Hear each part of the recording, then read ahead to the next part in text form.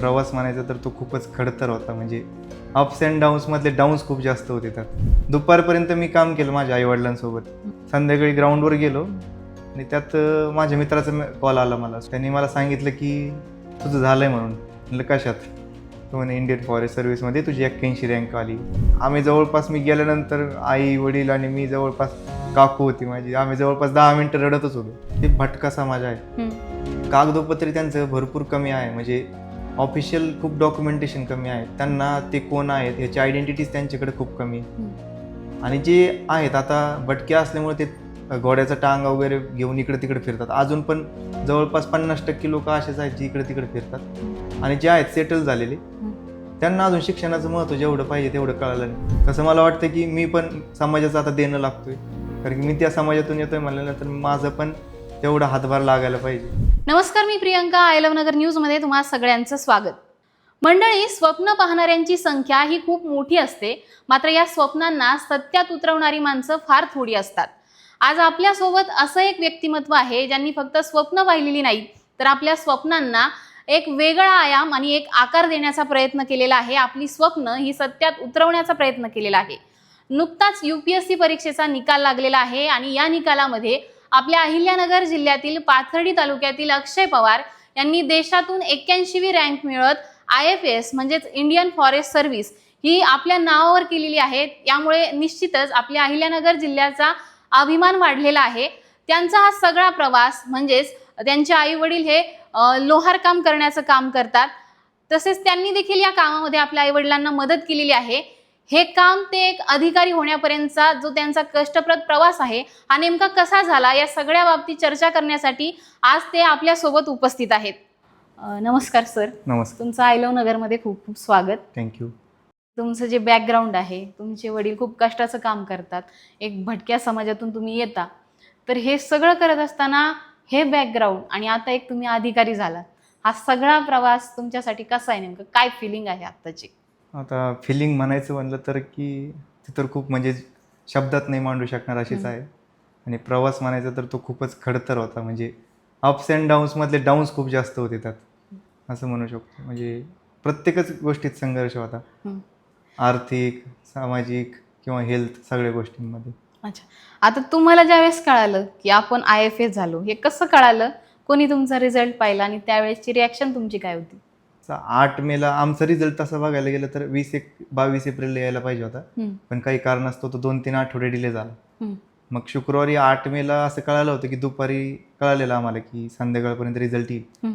पण माझ्यात अशी रिझल्ट बघायची हिंमत नव्हती. तर मी माझा मोबाईल डेटा वगैरे ऑफ करून बंद साईडला ठेवला होता. तसंच मी संध्याकाळी थोडं ग्राउंडला जात असतो. दुपारपर्यंत मी काम केलं माझ्या आईवडिलांसोबत. थोडं नांगराची बारश मेंटेनन्ससाठी आले होते, त्याच्यावर घन वगैरे मारत होतो. संध्याकाळी ग्राउंडवर गेलो आणि त्यात माझ्या मित्राचा कॉल आला मला. सुमित म्हणून माझा पुण्याचा मित्र आहे. त्यांनी मला सांगितलं की तुझं झालं आहे म्हणून. म्हटलं कशात? तो म्हणे इंडियन फॉरेस्ट सर्व्हिसमध्ये तुझी 81 रँक आली. म्हटलं खरं बोलतंय का? तो म्हणे हां. मग मी त्याचा फोन ठेवला. मी त्याला धन्यवाद म्हणलं. पण मला काही विश्वास बसत नव्हता. मी पुन्हा मोबाईल घेतला, लिस्ट डाउनलोड केली.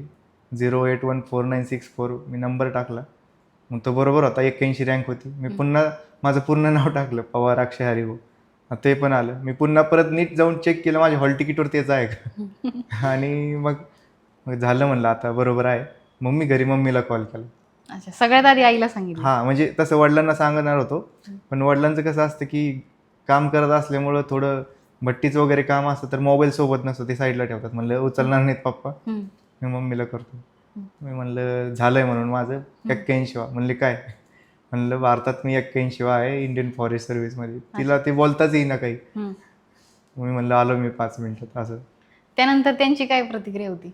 मी घरी गेलो तर म्हणजे तिथं तोपर्यंत माझे 1-2 मित्र आलेले त्यांनी. आणि आम्ही जवळपास मी गेल्यानंतर आई वडील आणि मी जवळपास काकू होती माझी. आम्ही जवळपास 10 मिनिटं रडतच होतो की झालंय असं. म्हणजे थोडक्यात आनंदाश्रू त्यांचे. हो, म्हणजे कळत नव्हतं की खरं झालंय म्हणून. मला तर असं वाटत नव्हतं की खरं झालंय काहीतरी इतकं चांगलं. कारण मी कधी एक्सपेक्ट केलं नव्हतं की इतक्या लवकर होईल. कारण मी ज्या आधी प्रवासातून गेलो होतो त्याआधी मला नेहमी असं वाटायचं की यश जवळ येतं पण ते हुलकावून देतं, असं व्हायचं. हा कितवा अटेम्प्ट होता तुमचा? हा 4था अटेम्प्ट होता.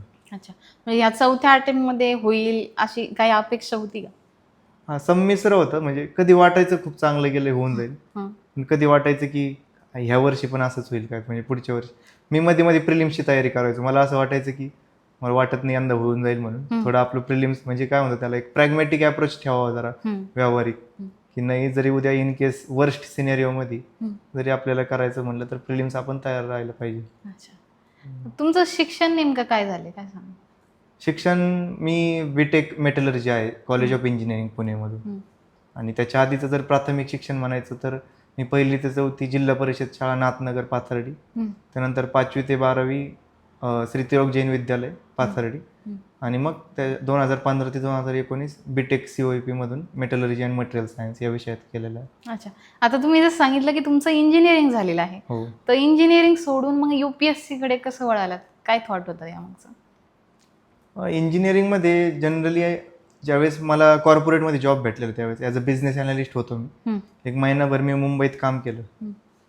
पण त्यावेळेस मला असं म्हणजे त्याच्या आधी पण मी थोडं सोशली ॲक्टिव्ह आहे. मी थोडा कार्यकर्ता अधिकारी होण्याचा माझा मानस असतो. अच्छा. मग इव्हन मी काही NGO सोबत काम केलं होतं माझ्या 4 वर्षाच्या इंजिनिअरिंगच्या कार्यकाळात. हं. मला वाटायचं की तिथं मी काहीतरी एक खूप छोट्या डोमेनमध्ये काम करतोय. हं. मला असं काही खूप इफेक्टिव्ह काम करतोय असं वाटत नसेल. हं. ते मला 5-6 लाख रुपये सॅलरी देत आहे वर्षाला, पण ते माझ्याकडनं 20-1 लाख रुपयाचं काम करून घेत आहे. हं. आणि त्यांच्यासाठी मी एक सेपरेट युनिट आहे फक्त.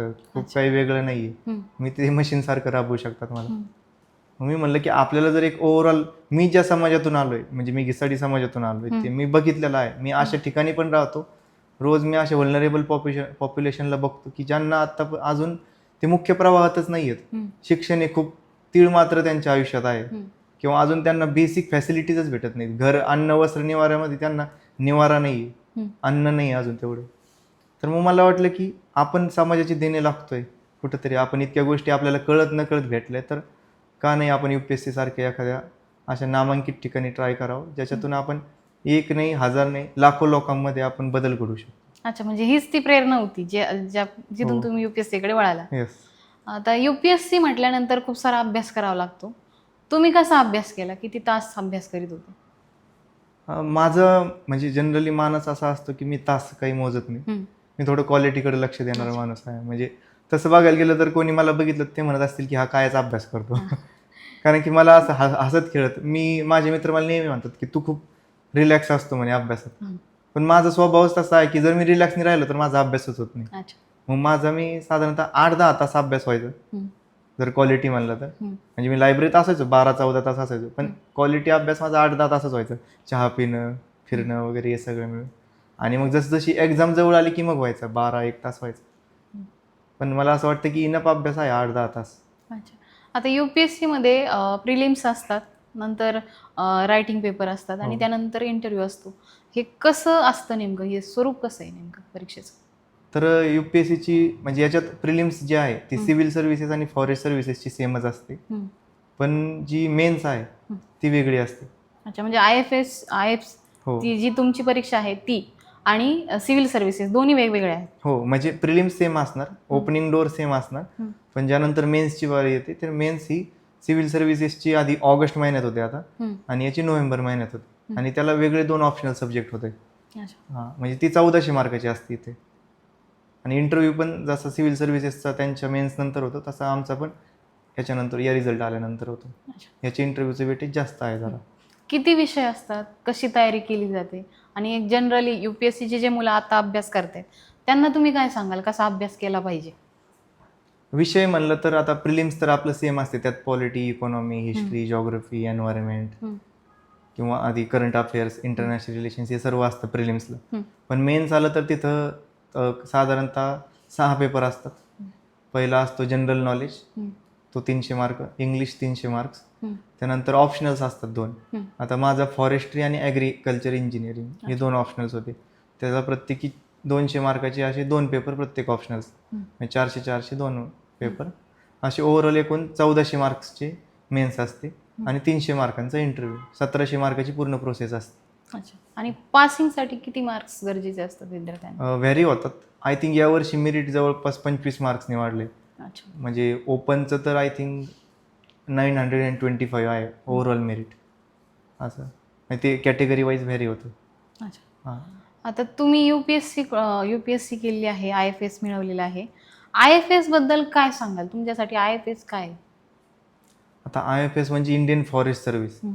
पण आता इंडियन फॉरेस्ट सर्व्हिस याला फॉरेस्टपर्यंत लिमिट न ठेवता आता त्या सर्व्हिसचा आवाका एन्व्हायरमेंट, फॉरेस्ट आणि क्लायमेट चेंज असं झालं. हं. म्हणजे आपलं जर केंद्रीय पर्यावरणाचं मंत्रालय जरी जमलं हं. तर त्याचं नावच आता ministry of environment, forest and climate change असं झालं. आता जसं जसं आपण म्हणतो की 21वे शतक हे जागतिक तापमानवाढीचं आणि पर्यावरणाबद्दल खूप महत्त्वाचं शतक हं. आहे.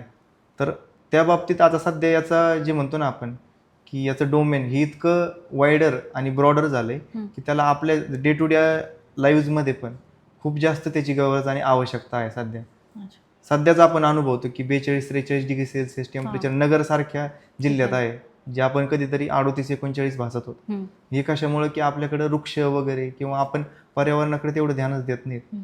आणि मुळात त्या सगळ्या गोष्टींसाठीच आपण एक म्हणतो ना लाईफस्टाईल फॉर एन्व्हायरमेंट, जे पंतप्रधान मोदी पण म्हणतात लाईफ मिशन लाईफ, हं. त्याच्या दृष्टीने ही IFSC सर्व्हिस आहे.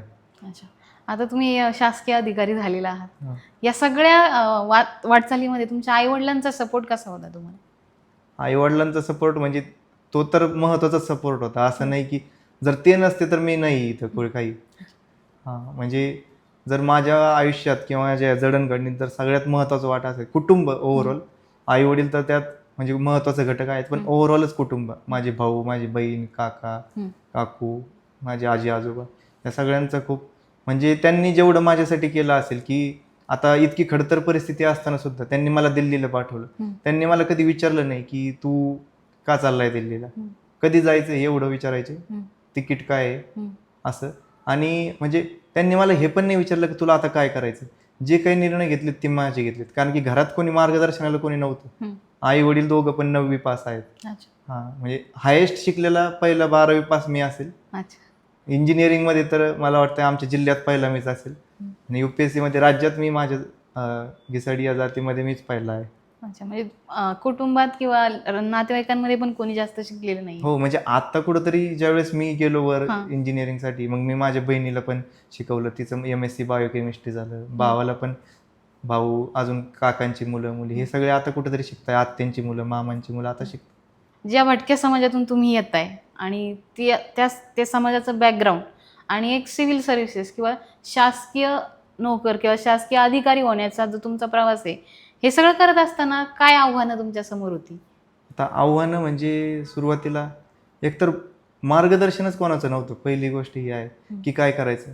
आता याच्यासाठी मला पण मी स्वतःला इतकं भाग्यवान समजतो की मला प्रत्येक पदाला म्हणजे प्रत्येक वेळी कोणी ना कोणी असं मार्गदर्शक भेटलं आहे. जसं मला 1ली ते 4थीपर्यंत आमचे एक चांगल्या वर्ग शिक्षिका होत्या, बडे मॅडम. त्यांनी मला सांगितलेलं की कसा अभ्यास करायचा. म्हणजे मी हुशार होतो ही गोष्ट वेगळी आहे, पण एक वाट दाखवणारा वाटाड्या आयुष्यात पाहिजे. त्यानंतर 5वी ते 12वी even college of engineering Pune किंवा UPSCमध्ये जाऊपर्यंत मला माझा मित्र आहे सोहेल फकीर म्हणून. म्हणजे मी म्हणेन की तो माझा शैक्षणिक गुरु आहे. त्याला आता तो थोडा शिक्षकांचा मुलगा असल्यामुळे त्याला थोडी एक्सपोजर जास्त होतं. मग तो जे काही करायचा तो मला सांगायचा की असं असं आहे, आणि त्याला माहिती होतं की हा मुलगा पण हुशार आहे, याला आपण सांगितलं पाहिजे. तो म्हणजे तो मित्र तत्वज्ञ वाटाडे याच्यातला तो एक भाग आहे. आणि त्यानंतर मग आता जसं मी दिल्लीला गेलो, दिल्लीला मला काही मित्र भेटले, जसं एक ऋषिकेश वाखरे जो आता असिस्टंट कमांडंट आहे, त्यानंतर एक व्यंकटेश शेवाळे जो आता इंडियन फॉरेस्ट सर्व्हिसमध्ये आहे, एक रोहित कळसकर आहे जो मागच्या वर्षी सिव्हिल सर्व्हिसेस इंटरव्ह्यूला होता. या सर्वांनी मिळून मला एक अशी दिशा दाखवली की मी खऱ्या अर्थाने आज इंडियन फॉरेस्ट सर्व्हिसमध्ये आज रिक्रूट झालो.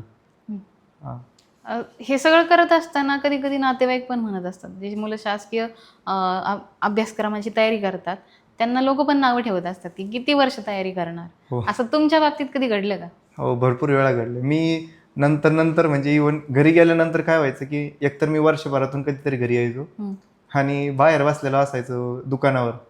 आता आमचं थोडं चांगलं प्रतिष्ठित आजोबांची भरपूर नाव आहे, साहेब घिसाडी म्हणून. पाथर्डी तालुक्यात जर तुम्ही कुठेही गेले तर त्यांचं नाव आहे. तिथं कोणीतरी यायचं, काय करतोय, मी म्हणायचं UPSC कर. म्हणे याचा मुलगा झाला नाही, 10 वर्ष त्याने अभ्यास केला, मग तू काय करतोय, तुला वाटतंय का होईल म्हणून तुझ्याच्यानी. असं इतके लोक इतके अभ्यास करतात, 5-6 लाख लोक असतात.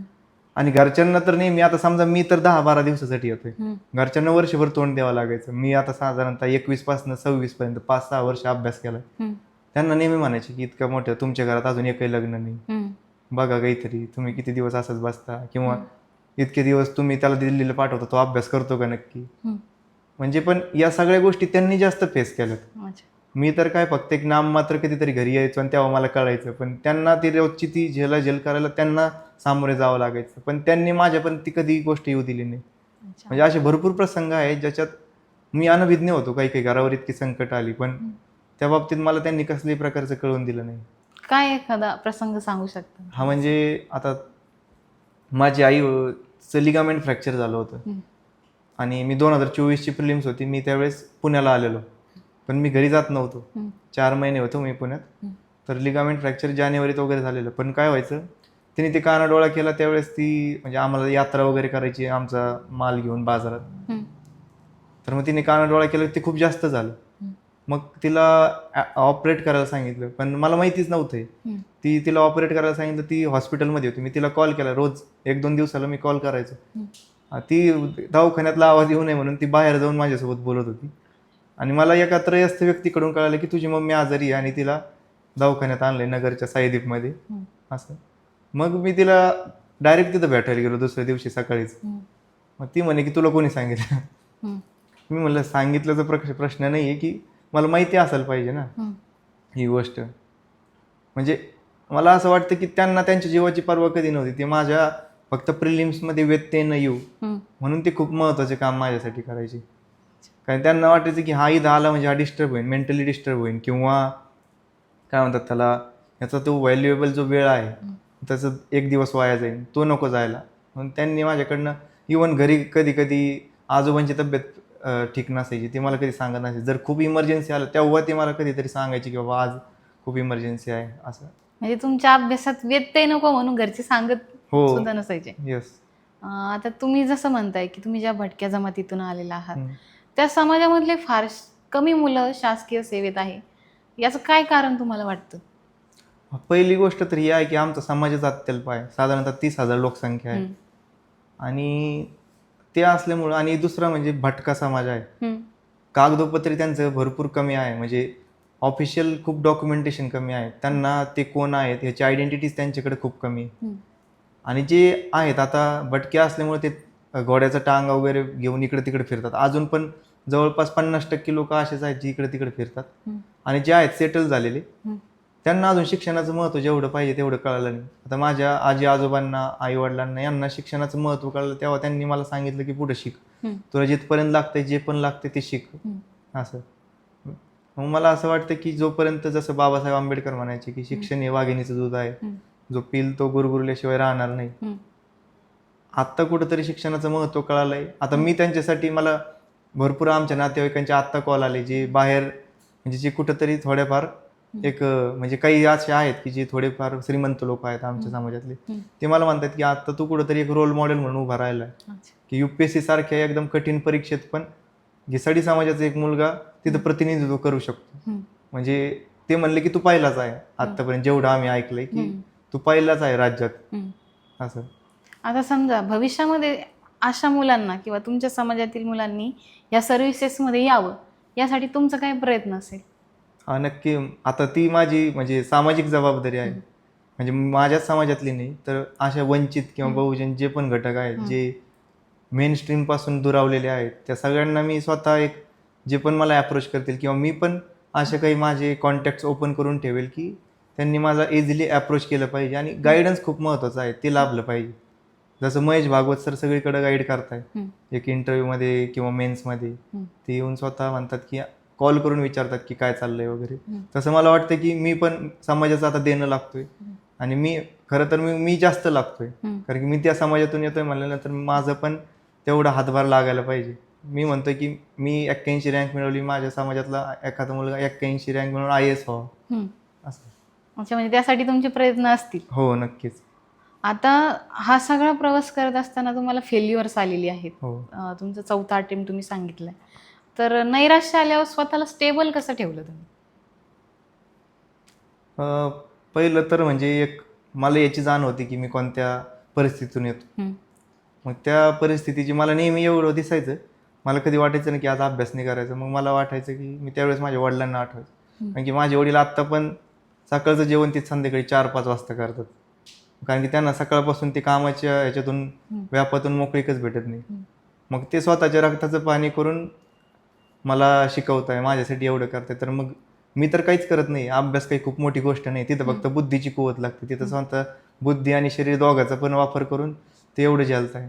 ते पहिली गोष्ट तर ती. आणि मी थोडं आध्यात्मिक आहे, म्हणजे मला स्पिरिच्युअलिझम, मेडिटेशन, प्राणायाम या गोष्टीमध्ये भरपूर इंटरेस्ट आहे. तर मी पहिल्यापासून जी भगवद्गीता आहे, आपण म्हणतो की कर्मण्यवाधिकार असते मा फलेषु कदाचन, म्हणजे कर्मावर आपला विश्वास असला पाहिजे. बाकी फळ वगैरे मला वाटतं ते भेटून जातं. मी पण इतके दिवस म्हणजे मनात होतं की कर्म चांगले करायला पाहिजे, पण मला असं वाटायचं की फळ हुलकावणी देते. पण आज ते स्वतः येऊन आलंय. मी काही खूप अभ्यास केला, पण ते सर्वच करतात, पण मी खूप महत्वाचं म्हणजे ते स्वतःहून माझ्याकडे चालत आलंय आता. म्हणजे कर्माचं फळ भेटतं. हो. आता तुम्ही म्हणलात जसं सिव्हिल सर्व्हिसेसमध्ये आपण तयारी कशी करायची हे पण पाहिलं, पण ज्यावेळेस शासकीय किंवा कुठल्याही स्पर्धा परीक्षेमध्ये तुमचा फिटनेस पण पाहिला जातो. तर त्यासाठी कशी तयारी तुम्ही ठेवली होती आणि मुलांनी कशी तयारी ठेवली पाहिजे? फिटनेस कसा असला पाहिजे? हां, फिटनेससाठी तर मी त्याचा विक्टीम आहे तसं बघायला गेलं तर. मी खूप आधी सिडेंटरी लाईफस्टाईल होती माझी, म्हणजे जास्त फक्त अभ्यासच करायचो. मला त्यामुळं फक्त मेन्सच्या आधी 6 दिवस मी हॉस्पिटलाइज होतो. मला सर्जरी झाली माझी एक, या फॉरेस्ट मेन्सच्या आधीच. आणि तर फिटनेस कसा ठेवायला पाहिजे याच्यासाठी एकतर पहिली गोष्ट की योगा, प्राणायाम किंवा कोणत्या पण आउटडोर ॲक्टिव्हिटीज आपल्या म्हणजे स्पर्धा परीक्षेच्या मुलांनी एकदा 1 तास तरी केल्याच पाहिजेत. मी माझ्या आयुष्यात आता एवढं तर नक्की ठेवलं की मी साधारणतः 1 तास कमीत कमी चालतोच दिवसभराचा. सकाळी 15-20 मिनिटं, दुपारी 15-20 मिनिटं, संध्याकाळी 15-20 मिनिटं. त्यामुळे दोन्ही गोष्टी होतात की आपण एक स्वतःचं दिवसभराचा जो एक डंप असतं डोक्यात अभ्यास केला, ते एक थोडं विसरायला मदत होते. आणि एक हॅप्पी हार्मोन्स रिलीज होऊन तुम्ही असं थोडं रिज्युएनेट होता, पुन्हा काय म्हणतात ऊर्जा पुन्हा आपल्या अंगात संचारते आणि थोडा चांगला अभ्यास होतो, झोप चांगली लागते महत्वाची.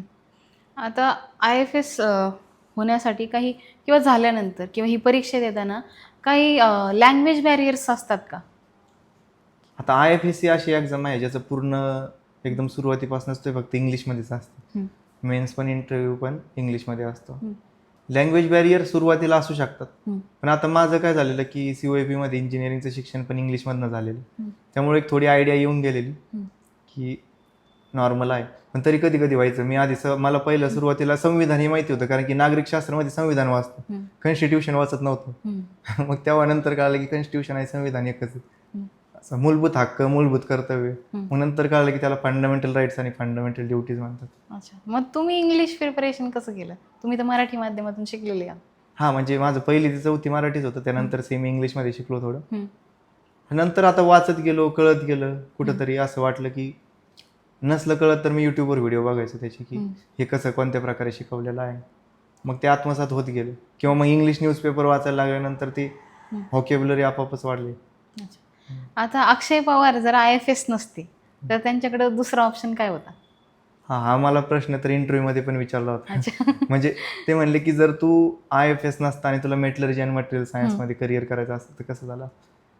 ॲक्च्युली माझं काय की थोडं मी अंकगणित जे म्हणतो अरिथमॅटिक, त्यात माझं चांगलं आहे. मी MBAची CET दिली होती महाराष्ट्राची 2020 साली. तेव्हा मला त्यात 99.46% आलेले. म्हणजे मला त्यावेळेस जमनालाल बजाज आपलं महाराष्ट्राचं वन ऑफ द बेस्ट MBAचं कॉलेज आहे, नॉट ओन्ली महाराष्ट्र, पूर्ण भारतातलं. त्यात मला ॲडमिशन भेटत होतं. मग मला ते एक कॉन्फिडन्स होता की मी इकडे काही नाही केलं तर तिकडे करेल काही, म्हणजे ॲटलिस्ट मी क्लास पण घेऊ शकतो किंवा लोकांना शिकवू तरी शकतो. मी माझ्या भरपूर मित्रांना बँकिंगच्या याला स्क्राईब म्हणून पण जायचो, जे फिजिकली हँडिकॅप वगैरे आहेत, किंवा माझं नाही भलं झालं पण त्यांचं तर करू आपण.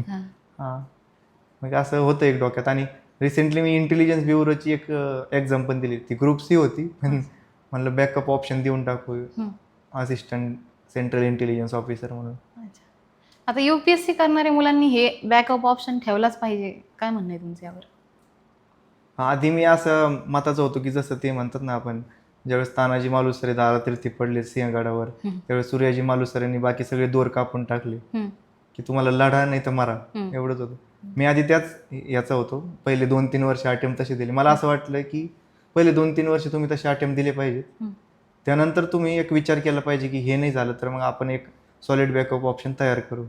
बरेचसे मुलं असं म्हणतात की आमची परिस्थिती गरीब आहे, पण अधिकारी होण्यासाठी किंवा कुठल्याही क्षेत्रात प्रावीण्य मिळवण्यासाठी परिस्थिती आडवी येते असं तुमचं म्हणणं आहे का? याच्याशी तुम्ही सहमत आहात का?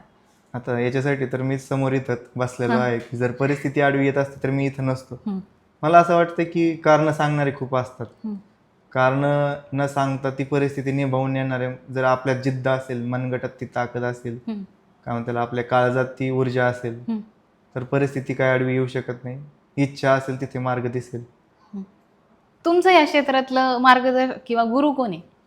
तसं असं एका गुरुचं नाव तर घेऊ शकत नाही, पण तसं जर सगळ्यात महत्त्वाचे जर म्हणायचं म्हणलं तर माझे आईवडीलच म्हणू शकतो मी, ज्यांच्याकडे बघून तुम्ही या क्षेत्राकडे वळाला किंवा सक्सेसची व्याख्या तुम्ही लिहिलेली आहे. हो. आता बऱ्याचशा प्रश्नांची उत्तरं जाणून घेतलेली आहेत आणि आता तुम्ही तुमच्या समाजासाठीच नाही तर बाकीच्या मुलांसाठी पण एक रोल मॉडेल झालेला आहात. तर तुमच्याकडे लोक अपेक्षेने पाहत आहेत. काय सांगतात त्या विद्यार्थ्यांना किंवा कुठल्याही स्पर्धेचा किंवा कुठल्याही क्षेत्रामध्ये जे मुलं नव्याने येऊ इच्छितात त्या मुलांसाठी तुम्ही काय संदेश द्या? संदेश हाच असेल की स्वतःवर विश्वास ठेवा. आईवडिलांच्या तोंडाकडे बघून त्या याचा अभ्यास करा की कमीत कमी आपण जे करतो ते प्रामाणिकपणे केलं पाहिजे. विनाकारण आपण म्हणतो की मला हेच नाही भेटलं. मी असे खूप मुलं बघितले मग दिल्लीला असताना पण ते म्हणायचे की मला वडिलांनी हेच नाही दिलं, मला इतकेच कमी पैसे पाठवतात. मला असं वाटतं कारण न दाखवता आपण स्वतःच्या मनावर प्रामाणिकपणे राहून स्वतःशी प्रामाणिकपणे राहून आईवडिलांचा विश्वास सार्थ करून आपण जे काही करतोय ते देशाच्या हितासाठी करतोय. ही राष्ट्रहितम स्वराज्य म्हणतो आपण, ती भावना उराशी बाळगून आपण अभ्यास केला पाहिजे आणि ती नक्कीच होईल. तर आत्ताच आपण अक्षय पवार यांची संपूर्ण जीवनशैली आणि त्यांचा जो संघर्षमय प्रवास आहे ते सगळं पाहिलेलं आहे. त्यांनी या अथक परिश्रमातून नेमकं हे यश कसं मिळवलेलं आहे या सगळ्यांची उत्तरं आपण जाणून घेतलेली आहे. अक्षय, तुम्ही आय लव्ह नगरच्या स्टुडिओमध्ये आलात आणि सगळ्या प्रश्नांची किंवा तुमचा हा सगळा प्रवास आमच्याशी शेअर केला त्याबद्दल तुम्हाला धन्यवाद आणि तुम्हाला पुढच्या वाटचालीसाठी खूप खूप शुभेच्छा. धन्यवाद.